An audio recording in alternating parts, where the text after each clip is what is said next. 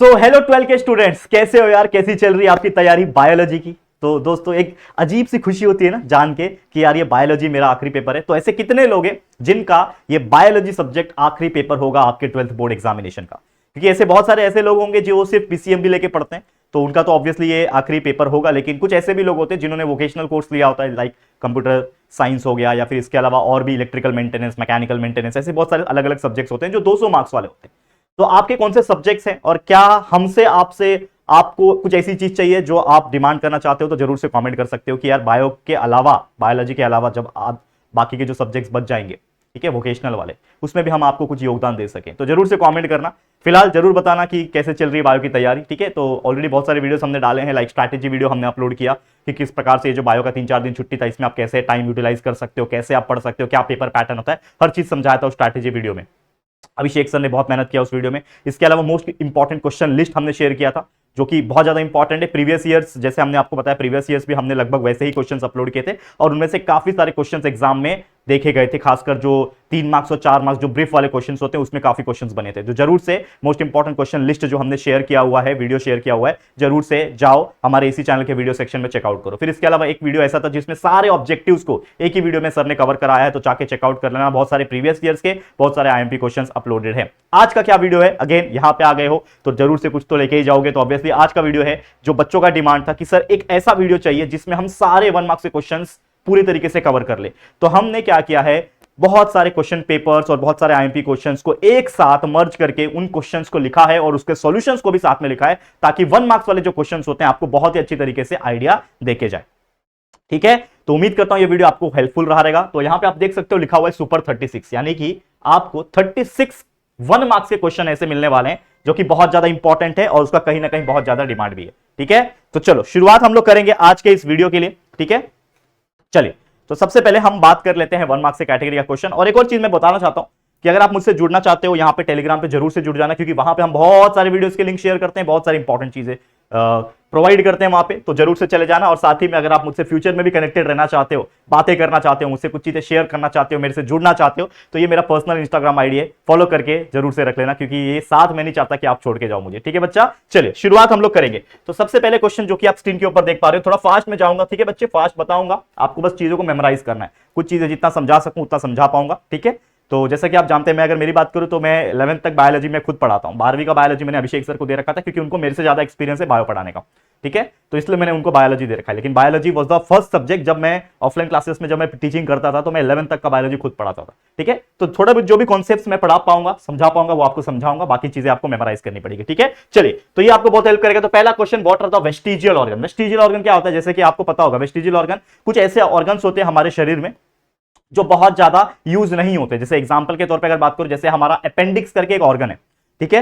तो अपेंडिक्स करके एक ऑर्गन है जिसका बहुत रेयरली इस्तेमाल हम आज के डेट में करते हैं। पुराने जमाने के आदमी लोग करते थे, जब हम एंसेस्टर्स हुआ करते थे, जब हम एक तरीके से स्टोन एज मैन हुआ करते थे, तो उस टाइम पे हम कच्ची चीजें ज्यादा खाते थे, लाइक पत्ती खाते थे, लीफ खाते थे, इसके अलावा कच्चा मीट खाते थे। तो उसमें बहुत सारी ऐसी चीजें होती थी लाइक सेल्यूलोज, उसको डाइजेस्ट करने के लिए हमें वो अपेंडिक्स नाम के ऑर्गन की जरूरत पड़ जाती थी, जो एक्स्ट्रा डाइजेस्टिव सिस्टम में एक कहीं ना कहीं काम करता था। लेकिन आज के डेट में हम सब चीज पका हुआ खाते हैं, तो अपेंडिक्स की जरूरत ही नहीं पड़ती। तो इतने साल से हम चीज पका हुआ खा रहे हैं, लगभग हजारों साल से हम पका हुआ चीज खा रहे हैं। तो हमारे जनरेशनल बाय जनरेशनल चेंजेस में हम देखेंगे तो म्यूटेशन ऐसा हो गया, म्यूटेशन नहीं बोल सकते, लेकिन ऐसा जीन ट्रांसफर हुआ कि हमें अपेंडिक्स की जरूरत नहीं पड़ती। लेकिन इसके अलावा भी और बहुत सारे वेस्टिजियल ऑर्गन है, जैसे ये ईयर पिन बाहर का, फिर हमारे दांत के अंदर का विष्टदम टीथ, सबसे आखिरी वाला टीथ, उसका कोई यूज नहीं है। ऐसे बहुत सारे, टेल बोन हो गया, हमारे पीछे होता है टेल बोन, तो ये सब चीजें नहीं होती। तो डेफिनेशन क्या लिखोगे कि vestigial organs also known as the rudimentary organs. याद रखना, कभी कभी क्वेश्चन कंफ्यूज करने के लिए पूछ देगा कि what are the rudimentary organs. तो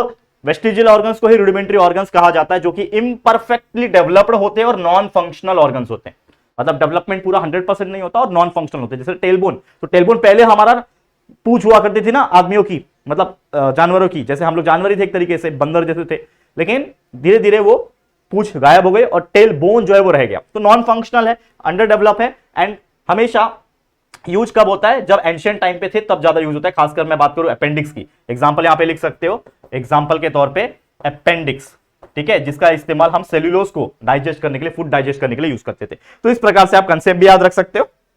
और बाकी चीजें भी मेमोराइज कर सकते हो। अगला, एक्सपांड द टर्म ZIFT। तो ZIFT कभी भी नाम सुनोगे तो इसका नाम याद रख लेना, दैट इज जाइगोट इंट्राफैलोपियन ट्रांसफर। ठीक है, ये क्या है, जाइगोट इंट्राफैलोपियन ट्रांसफर, जिफ्ट बोलते हैं इसको, ZIFT। तो ये आप याद रख सकते हो, ठीक है, फुल फॉर्म पूछेगा तो। नेक्स्ट है, give the name of the endocrine gland which is prominent at birth but gets gradually atrophied in adult stage. मतलब एक ऐसा ग्लैंड जो एंडोक्राइन, मतलब एक ऐसा एंडोक्राइन ग्लैंड जो बर्थ के टाइम पे यूजफुल है, लेकिन जैसे जैसे बड़े हो जाएंगे उसका यूज जो है खत्म हो जाएगा। तो इसका एग्जाम्पल है थाइमस ग्लैंड। क्या है, थाइमस ग्लैंड, याद रखना, बच्चों में होता है खासकर।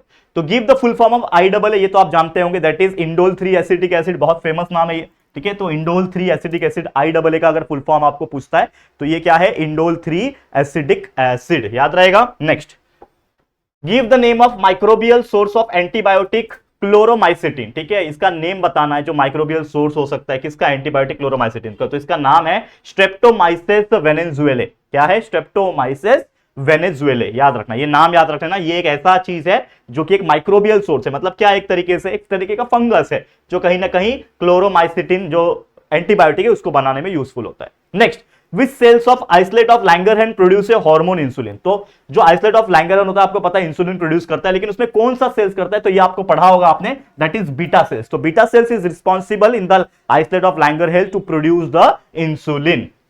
ठीक है, चलो next, how many meiotic division, याद रखना, how many meiotic division are required for formation of 300 seeds in angiosperm. मतलब कितने म्यूटिक डिवीजन की जरूरत पड़ेगी। तो आप एक चीज जानते हो कि भाई म्यूटिक डिवीजन की जब भी हम बात करते हैं, वन म्यूटिक डिवीजन स्पर्म की अगर बात करें तो वो क्या होता है, 4 हैप्लॉइड चीजों को, 4 हैप्लॉइड सेल्स को यहां पे फॉर्म करते हैं। तो हम अगर बात करें यहां पे एंजियोस्पर्म की, तो अगर एंजियोस्पर्म्स की बात करें तो एक म्यूटिक डिवीजन जो होता है, ठीक है, मदर सेल का, वो एक सेल बनाता है। तो इसका मतलब अगर 300 सीड है, यानी 300 एग जो है उसको अगर करना है तो कम से कम 300 म्यूटिक डिवीजन करना पड़ेगा। और एक म्यूटिक डिवीजन का जो स्पर्म का होता है वो लगभग 4 हैप्लॉइड सेल्स का फॉर्मेशन करता है। तो अगर मुझे 4 के हिसाब से करना है तो 300 एग है मेरे पास, यानी सीड है, उसको 4 से डिवाइड करूंगा, 300/4 यानी 75 म्यूटिक डिवीजन आपको करना पड़ेगा, तब जाके आपका ये जो 300 सीड का जो क्राइटेरिया है वो फुलफिल होगा। तो कितने करने पड़ेंगे, 75, यानी divide by 4। Next, explain in short the emigration. अब इसका मतलब क्या होता है, देखो पॉपुलेशन वाला चैप्टर में से है ये। तो एमिग्रेशन का मतलब क्या होता है कि भाई एमिग्रेशन ई जिसको बोला जाता है, ये क्या है, is the number of individuals of the population. क्या बोल रहा है कि is the number of individuals of the population who left the habitat during the time period. मतलब जो एक पर्टिकुलर जगह पे जहां पे वो रहते हैं, जिसको हैबिटेट कहा जाता है, ये मैंने आपको पढ़ाया हुआ है। ठीक है, मतलब हमने हमारे इस चैनल के ऊपर सारे लेक्चर्स पढ़ा रखे हैं। एक और चीज मैं बताना चाहता हूं कि अगर आपको कोई भी चैप्टर्स का कंसेप्ट नहीं पता, मान लो कि आप फर्स्ट से लेके 15-16 चैप्टर जो भी आप पढ़ रहे हो, तो अगर आपको किसी भी चैप्टर में दिक्कत है तो हमारे इसी चैनल के ऊपर खुद अभिषेक सर ने पहले से लेके 15वें चैप्टर तक पूरे चैप्टर्स को लेक्चर्स में पढ़ा रखा है। ठीक है ना, हर चैप्टर का 3-3, 4-4 लेक्चर्स प्रोवाइडेड है। वो लेक्चर जब आप देखोगे तो यार इतना डिटेल कंसेप्ट में घुसा गया है कि बच्चे आप MSTCD का भी प्रिपरेशन उस लेक्चर्स के थ्रू कर पाओगे, क्योंकि डिटेल कंसेप्ट जो है उसमें प्रोवाइड किया हुआ है। वो बहुत हेल्प होता है कि ये क्यों है, ऐसा क्यों है, हर चीज। तो मैं अगर बात बोलूं कि अभी भी आप मान लो कि समझ लो 3 दिन टाइम है हमारे पास बायो के लिए, तो आप अभी से भी हर एक चैप्टर्स को देखना चाहते हो तो 2x की स्पीड लगा के देख सकते हो, जिससे आपको बहुत ज्यादा हेल्प मिलेगा। वो तो करना ही है, पर साथ ही में जो जो इंपॉर्टेंट चीजें हम कुछ दे रहे हैं वो भी आपको करना ही है। लेकिन इसके अलावा मान लो कि आपका पेपर खत्म हो जाता है, बोर्ड एग्जाम खत्म हो जाता है और आपको फिर तैयारी करनी है MSTCD की, कंसेप्ट की जरूरत है, तो कहीं ना कहीं वो वीडियोस आपको हेल्प करेंगे कंसेप्ट को गेन करने के लिए। ठीक है, तो जरूर से कोशिश करना। ठीक है, चलिए नेक्स्ट क्वेश्चन पे चलेंगे। नवा question, which disease is caused by the HVP। तो cancer is caused by the HVP, याद रखना। ठीक है, कौन सा डिसीज कॉज होता है HVP की वजह से, कैंसर डिसीज कॉज होता है। Next, which device is used to clean both dust and gases from the polluted air. ठीक है, कौन सा ऐसा डिवाइस है जो डस्ट एंड गैसेस को क्या करता है, क्लीन करता है हवा से, पॉल्यूटेड एयर से। तो वो होता है दोस्तों एग्जॉस्ट गैस स्क्रबर। याद रखना, ये बहुत इंपॉर्टेंट नाम है, एग्जॉस्ट गैस स्क्रबर। ठीक है, याद रहेगा। ठीक है, exhaust gas scrubber. Next question, क्या क्वेश्चन है कि mention the name of sterile animal produce by intergeneric hybridization. तो अगर आपने ये पढ़ा होगा इंटरजेनेरिक हाइब्रिडाइजेशन में, जिसको हम लोग नॉर्मल तौर पे एक जानवर बोलते हैं खच्चर, ठीक है, जो कि मिक्सचर होता है कहीं ना कहीं हॉर्स का और डोंकी का, तो उसको क्या बोला जाता है, उसको बोला जाता है म्यूल। क्या बोला जाता है, म्यूल होता है। क्या होता है, म्यूल, याद रखना। Give the name of the first transgenic plant. ये सभी लोग जानते होंगे, tobacco. Tobacco is the first transgenic plant. Okay, next, a child has low BMR। देखो यहां पे बोल रहे हैं एक चाइल्ड जिसका जो BMR है वो क्या है, काफी लो है, delayed puberty and mental retardation उसको हो रहा है, तो हमें बोल रहा है कि अगर किसी ऐसा बच्चे को अगर ये सब चीजें हैं तो बीमारी पहचानो, तो उस बीमारी को बोलते हैं क्रेटिनिज्म। क्या कहते हैं? क्रेटिनिज्म। तो क्रेटिनिज्म एक ऐसा बीमारी होता है जो बच्चों में लगभग होता है, जिससे कहीं ना कहीं उनका जो मेंटल हेल्थ होता है वो बिगड़ जाता है। मेंटल रिटार्डेशन होता है, मतलब वो बड़ा तो हो जाएगा लेकिन दिमाग से वो बच्चा ही रहेगा। दूसरा कि उसका भाई बॉडी मास जो रेशियो है, ठीक है ना, जो बेसल मेटाबॉलिक रेट जो होता है, बीएमआर जिसको बोलते हैं, तो वो भी खराब रहेगा, लो रहेगा बीएमआर, ठीक है ना, बेसल मेटाबॉलिक रेट। और साथ में प्यूबर्टी जो है, मतलब जो जवान होने की जो कैपेबिलिटी थी, लगभग अगर देखोगे तो 16-17 साल में इंसान जो खासकर मैन जो होता है वो जवान हो जाता है। फीमेल्स भी ऐसे ही लगभग 18-19 साल तक हो जाते हैं, ठीक है। तो ये जो चीजें होती है ये कब होती है? जब ये जो नाम है क्रेटिनिज्म, ये बीमारी अगर चाइल्ड को होती है, ठीक है। नेक्स्ट, आपको कंप्लीट द टेबल करके भी आ सकता है, 1 सेंटेंस के अंदर, 1 मार्क्स के अंदर आ सकता है, कोई दिक्कत की बात नहीं है। तो क्या है कंप्लीट द बॉक्स? इसमें क्या दिया हुआ है कि एब्सिशन है, ठीक है, और उसके सामने लिखा हुआ है premature fall of flowers, fruits and leaves. मतलब एब्सिशन का मतलब होता है कि प्रीमेच्योर फॉल हो रहा है फ्लावर्स का, फ्रूट्स का, लीव्स का, ठीक है, ये ऐसा बोल रहा है। लेकिन साथ में एक डैश दिया हुआ था, डैश, और उसमें लिखा था appearance of green and non green patches only, यानी लीव्स के ऊपर अगर ग्रीन और नॉन ग्रीन पैचेस अगर आ जाते हैं तो उस चीज को क्या बोलते हैं? तो उसको बोलते हैं मॉटलिंग। क्या बोलते हैं? मॉटलिंग। याद रखना। तो ये भी याद रख लो, क्योंकि हो सकता है ये आया हुआ क्वेश्चन है, तो हो सकता है इसके जगह पे ये पूछ दे, इस बार मॉटलिंग दिया होगा और आपको एब्सिशन पूछ लेगा, या फिर एब्सिशन का मतलब क्या होता है पूछ लेगा, मॉटलिंग का मतलब क्या होता है पूछ लेगा। तो देखो ये जो चीजें मैं बताता हूं ना, इतना मेहनत करके जो लिखा हूं, ये जो आपको दिख रहा होगा बोर्ड के ऊपर, ये लगभग मैंने 19 स्लाइड रेडी की हैं। ये सब मैंने अपने हाथों से लिखे हैं, टाइप भी कर सकता था, कोई प्रॉब्लम, लेकिन मेरे को हाथ से लिखने में ज्यादा मजा आता है। तो ये जो किया है ना मैंने, लगभग 1.5 से 2 घंटे लगे हैं मुझे सिर्फ चीजों को निकालने में, कि मैंने प्रीवियस ईयर के क्वेश्चंस पेपर देखे हैं, कुछ इंपॉर्टेंट क्वेश्चंस देखे, उस सबको राइट डाउन किए, उनके सॉल्यूशंस लिखे, ताकि जब मैं पढ़ाऊं तो सब कुछ लिखा हो, बस आपको मैं चीजें रिकॉल करवा दूं और आपको वो चीज बाय हार्ट करवा दूं। यही मेरा मकसद होता है कि मेरा 2 घंटे का मेहनत के पीछे ये वीडियो अगर बनेगा तो ज्यादा से ज्यादा आधा घंटा के अंदर अंदर बनेगा, 20 मिनट के अंदर अंदर बनेगा। तो मतलब कहीं ना कहीं मेरे 2 घंटा प्लस आधा घंटा, 2.5 घंटे का मेहनत आपको सिर्फ 20 मिनट में मिल रहा होगा, और उसको भी अगर आप 2x स्पीड में देखोगे, मतलब ये कंटेंट को आप 10 मिनट में देखोगे, और कहीं ना कहीं 36 ऐसे इंपॉर्टेंट 1 मार्क्स के क्वेश्चंस आपको कवर हो जाएंगे, जो कहीं ना कहीं आपको पता है कि क्वेश्चन नंबर 2 में 1 मार्क्स की कैटेगरी में पूछे जाते हैं, 8 मार्क्स का कैटेगरी, टोटल 8 मार्क्स का क्वेश्चन होता है।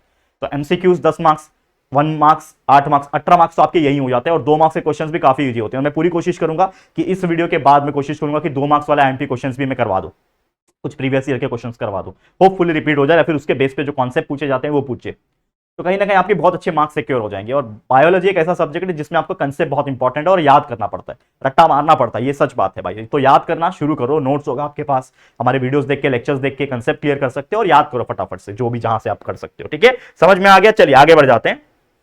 Next, give an example of plant having both kidney and dumbbell shaped guard cells in the stomata.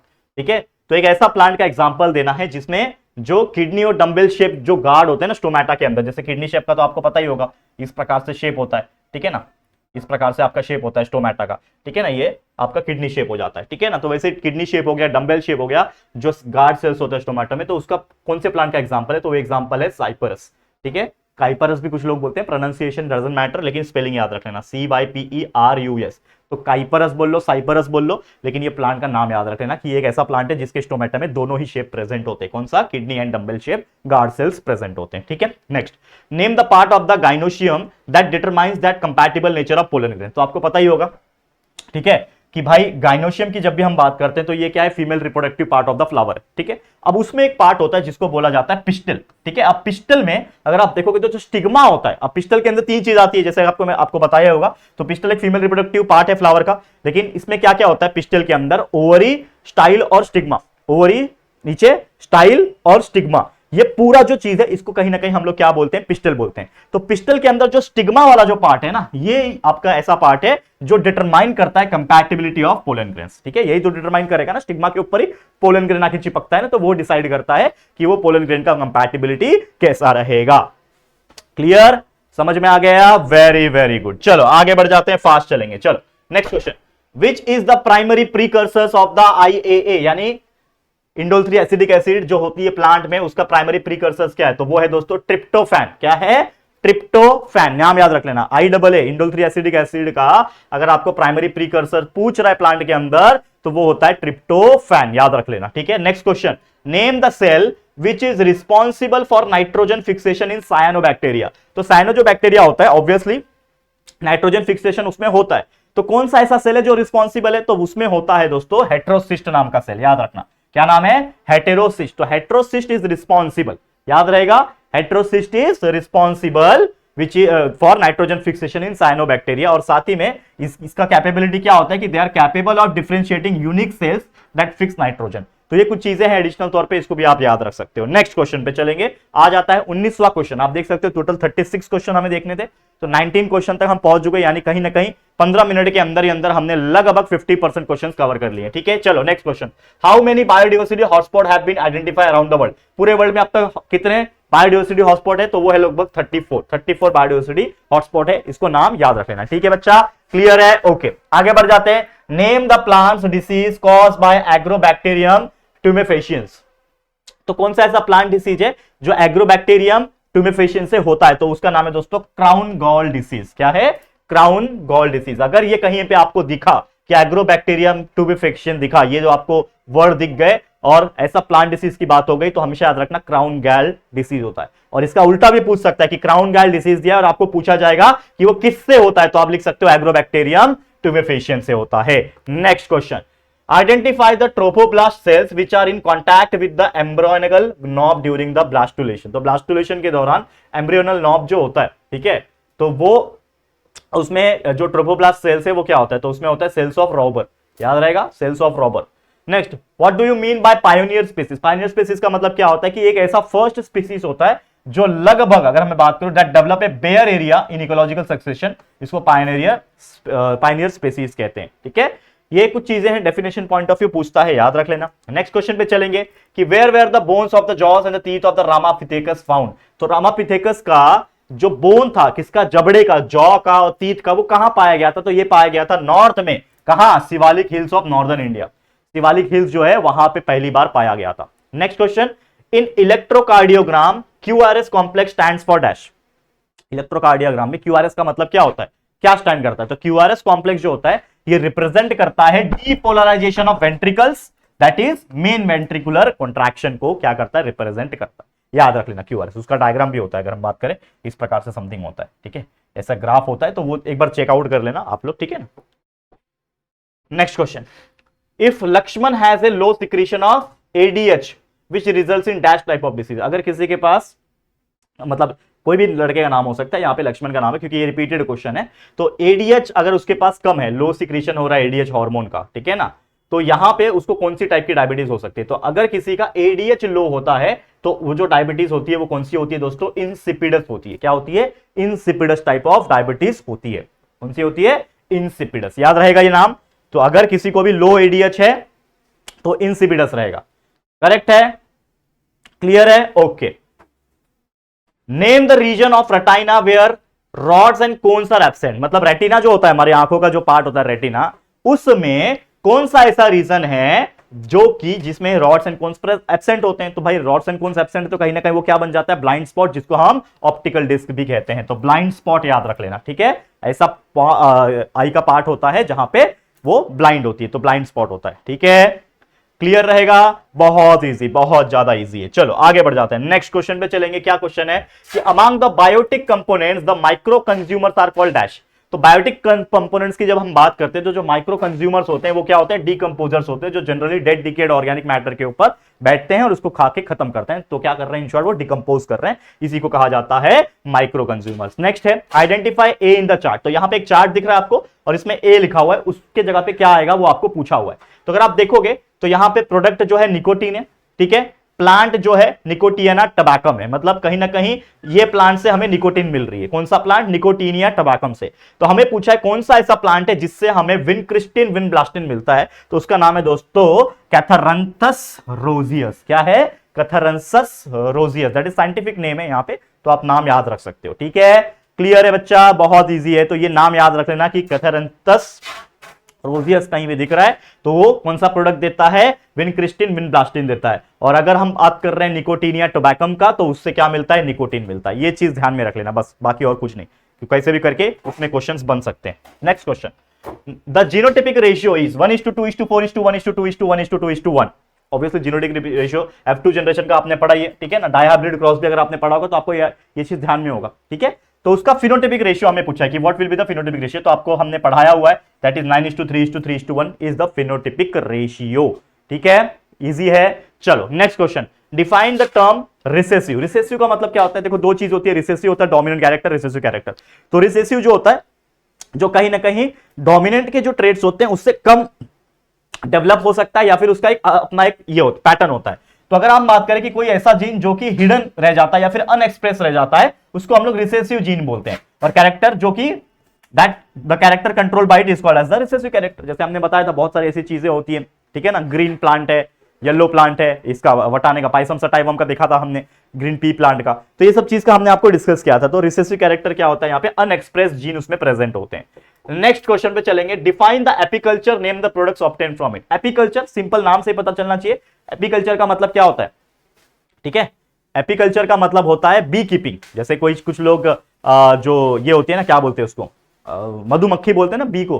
तो जो मधुमक्खी जो होती है ना, बी जो होती है ना, उसको जो पालन करते हैं और उसमें से बहुत सारे प्रोडक्ट्स जैसे हनी वगैरह हो गया, वो उसको हम लोग निकालते हैं, तो उस चीज को एपीकल्चर बोलते हैं। तो apiculture simply means beekeeping which deals with the artificial rearing of honey bee. Artificial तरीके से हनी बीज को जो है उसको रियर किया जाता है। जैसे आपको पता होगा कि बहुत सारे ऐसे बॉक्स के शेप में ऐसा ये होते हैं, और उसमें बहुत सारे ना आर्टिफिशियल मधुमक्खी के छत्ते बने होते हैं, और उसको ऐसे बॉक्स में रखा जाता है, और उसमें जो हनी बी जो है वो अपना रस प्रोड्यूस करती है, और वो कहीं ना कहीं फिर उसको बॉक्स को निकालते हैं, हनी को साइड में रख के, सॉरी जो मधुमक्खी है हनी बी को साइड में रख के, और उससे फिर वो एक्सट्रैक्ट करके हनी निकाला जाता है। तो ये एपीकल्चर टेक्निक होता है। अब प्रोडक्ट्स क्या होता है? अगर इसमें से पूछेगा कि भाई इसमें से कौन सा प्रोडक्ट बनता है, तो सबको पता है हनी बनता है। फिर आपको पता है हनी बी का जो छत्ता होता है उससे वैक्स भी बन सकता है, पोलेंस भी बन सकते हैं, बी वेनम, मधुमक्खी का जो डंक होता है ना, उससे बी वेनम बनता है, ठीक है। तो ये सब चीजें आपको ध्यान में रखना है।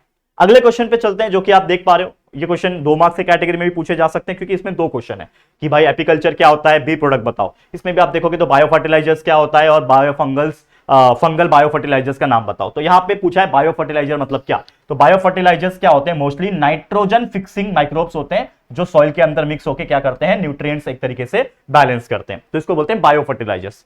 अब एग्जाम्पल पूछा है फंगल बायो फर्टिलाइजर्स का, कि वो फंगल कैटेगरी के बायो फर्टिलाइजर्स कौन कौन से हैं। तो एक है दोस्तों एक्टोमाइकोर्हिजा, ठीक है, एक्टोमाइकोर्हिजा और एक्टोमाइकोर्हिजा दोनों सेम ही है, ठीक है। तो एंडो, ये एक्टो और ये एंडो, नाम याद रख लेना, ठीक है। तो दोनों सेम ही है, बस एक याद रख लेंगे, एक्टोमाइकोर्हिजा और एंडोमाइकोर्हिजा। तो ये चीज याद रहेगा, जिसका नाम है fungal bio fertiliser. Next question पे चलेंगे, give types of blood proteins and human hormones produced by the recombinant DNA technique. Recombinant DNA technique अगर आपने पढ़ा, ये बहुत इंपॉर्टेंट है, क्वेश्चन भी वैसे भी पढ़ लेना, बहुत इंपॉर्टेंट है। तो इसमें आपको पूछा है कि टाइप्स ऑफ ब्लड प्रोटीन बताओ और दूसरा ह्यूमन हार्मोन्स बताओ। तो ब्लड प्रोटीन की जब हम बात करते हैं तो उसमें होता है एरिथ्रोपोइटिन, फैक्टर 7, 8, 9, फिर टिश्यू प्लाज्मिनोजन होता है, टिश्यू प्लाज्मिनोजन एक्टिवेटर। तो इसको आपको याद रखना है, ये सब क्या है, ब्लड प्रोटीन्स के नाम है। और दूसरा पूछता है ह्यूमन हार्मोन बताओ। तो ये जो रिकॉम्बिनेंट डीएनए टेक्नोलॉजी है, उसके हिसाब से अगर हम टाइप्स ऑफ ह्यूमन हार्मोन बताएं तो वो होता है दोस्तों एपिडर्मल ग्रोथ फैक्टर, और दूसरा होता है फॉलिकल स्टिमुलेटिंग हार्मोन एफएसएच, और इंसुलिन। ये सब क्या हो जाते हैं, आपके ह्यूमन हार्मोन्स हो जाते हैं, ठीक है। समझ में आ गया? तो इसको याद कर लेना। नेक्स्ट चलते हैं, व्हाट इज साइनस एरिथमिस, ठीक है।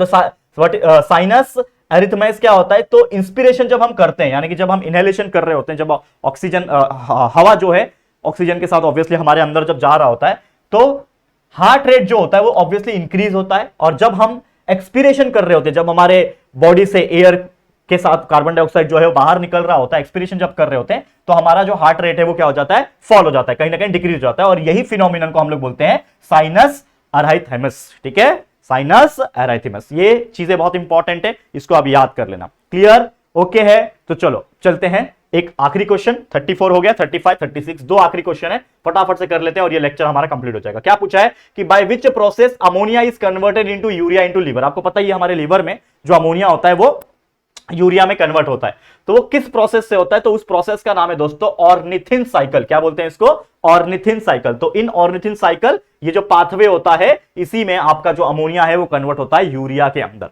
बहुत सिंपल था, याद रखने के लिए। एक आखिरी क्वेश्चन, 36 क्वेश्चन टुडे, आज के लिए 1 मार्क्स कैटेगरी का, कि क्या बोल रहा है कि अगर कोई पर्सन सफरिंग है, इससे बहुत सारे सिम्टम्स है, जैसे कि मान लो उसका बीएमआर बेसल मेटाबॉलिक रेट बढ़ा हुआ है, हार्ट रेट बढ़ा हुआ है, पल्स रेट है उसका, आपका ब्लड प्रेशर बढ़ा हुआ है, डिपोजिशन ऑफ फैट जो हो रहा है, यहाँ पे आंखों के सॉकेट में डिपोजिशन ऑफ फैट्स बहुत ज्यादा हो रहे हैं, तो बताओ कि उस इंसान को कौन सी डिसीज है, what disease, name the disease he is suffering from. तो अगर ऐसा सिम्टम्स किसी पर्सन में देखा जाता है तो उस पर्सन को हुआ रहता है दैट इज एक्सोप्थाल्मिक गोइटर। क्या बोलते हैं? एक्सोप्थाल्मिक ग्वाइटर, या फिर उसको ग्रेव्स डिसीज भी हम बोल सकते हैं। तो या तो उसको हुआ रहेगा एक्सोप्थाल्मिक ग्वाइटर, या तो उसको हुआ रहेगा ग्रेव्स डिसीज। तो ये कुछ चीजें हैं, आपको बाय हार्ट करके ले लेने हैं, कंसेप्ट के हिसाब से याद करके ले लेने हैं। मेरी तरफ से जितना मैं प्रोवाइड कर पा रहा हूं मैं आपको प्रोवाइड कर रहा हूं, कहीं ना कहीं होपफुली इनमें से कुछ क्वेश्चन देखने मिल जाए, या तो इनमें से जो भी कॉन्सेप्ट है, जो क्वेश्चन है उनके कॉन्सेप्ट के ऊपर भी कुछ 1 मार्क्स के क्वेश्चन पूछे जाए, क्योंकि थोड़े बहुत अनप्रिडिक्टेबल तो होते ही हैं। 1 मार्क्स के क्वेश्चन कहीं से भी कुछ भी पूछ सकता है,